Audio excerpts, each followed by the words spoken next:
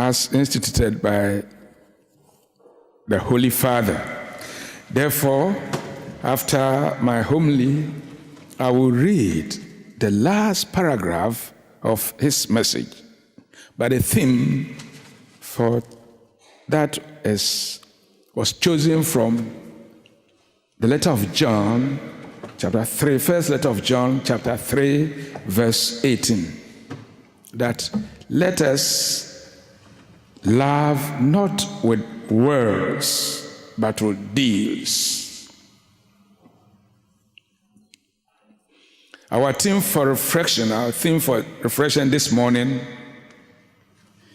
is in using our gift, God multiplies them. In using our gift, God multiplies them. As we await in joyful hope for the second coming of Christ, it will be a serious mistake for a created being to think the way we do things has a very little or nothing to do with religion. Note well, a piece of work well done brings joy and happiness to the soul. God, our Creator, wants us to do our work well, use our time profitably, all for the greater glory of His name. 1 Corinthians chapter 10, verse 31. The first reading is a poem praising an ideal or a perfect wife and explaining how precious and how valuable they are to their husbands and the society as a whole. Just as you know, if you have a good marriage, a good wife, a man, you live longer life. Those who have grown with their husbands and their wives because you had a good wife.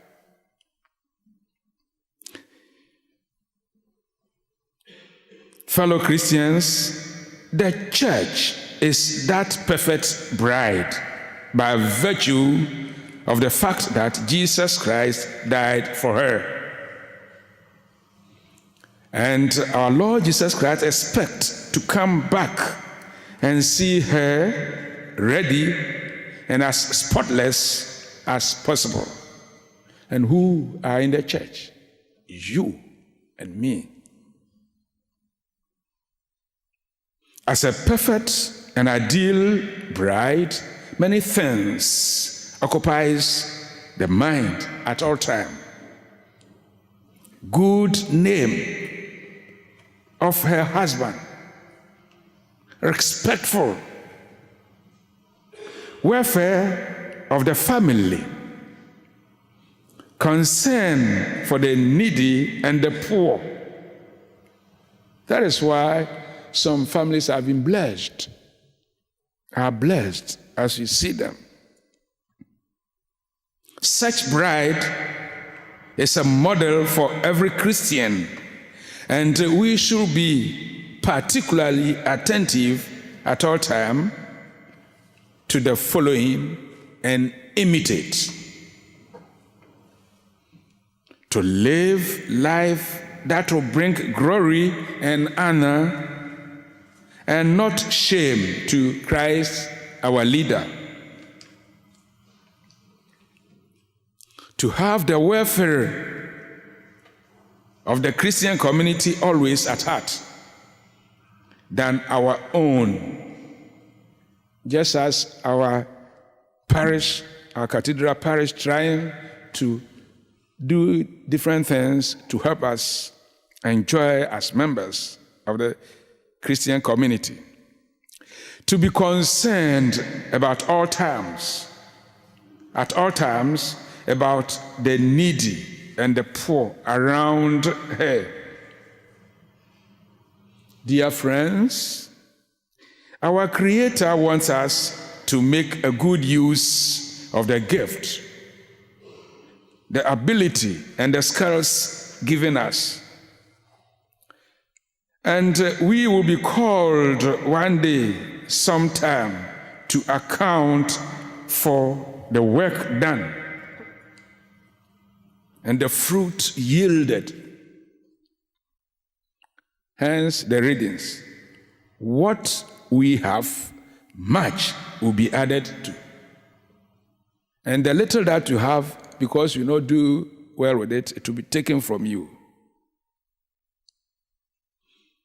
Therefore, Jesus in today's gospel used this parable to bring home the meaning and explaining to us the ability God has given to each individual and how God will punish those who neglect to use their gift and ability. Hence, the precious metal or talent in the Matthew Gospel as we heard it. Christ is the worthy master, and we Christians are the servants, as described in the parable. Christ has entrusted each one of us with a precious treasure under a variety of forms, with the gift of mind and body, and with a unique gift of life in proportion to each one's ability. So yours may be different from mine, and I cannot compare mine to yours. However, I need to make use of the situation to help improve the situation as well. The lesson for us now is he who cannot fulfill his or her duties while on earth here cannot as well fulfill his heavenly duties. Well, if you cannot do anything here, what can you do over there? We prepare ourselves here before we enter that place. Our life in heaven is already being measured by our life here on earth. Therefore, if heaven is the prize, what we always sing, heaven is the prize, then no risk is too much to attain heaven. Remember, friends, it is the ordinary acts of love that will win us heaven, which is not a meritorious gift, but a gratuitous one.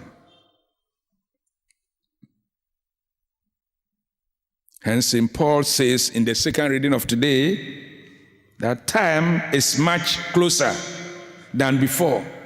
Time is much closer than before. Therefore, we need to perform all our duties well and get ourselves prepared, because Christ's coming will be in the night. In the night for those who are not living and working in the light of faith. Therefore, as Christians and as Catholics, we need to stay awake by fulfilling our Christian obligations, namely, support for the people, promoting justice, caring for the needy, and you can add many to them. That for this is the perfect and ideal bride Christ expects to find at his second coming. Hence, the Holy Father today asking us all that we need to love let us love not with words, but with deeds. Just as we know, action speaks louder than words. There are some actions you want to do, nobody say anything about it. And this is the last paragraph written by the Holy Father in his message. This new word day of the poor, therefore, should become a powerful appeal to our consciences as believers,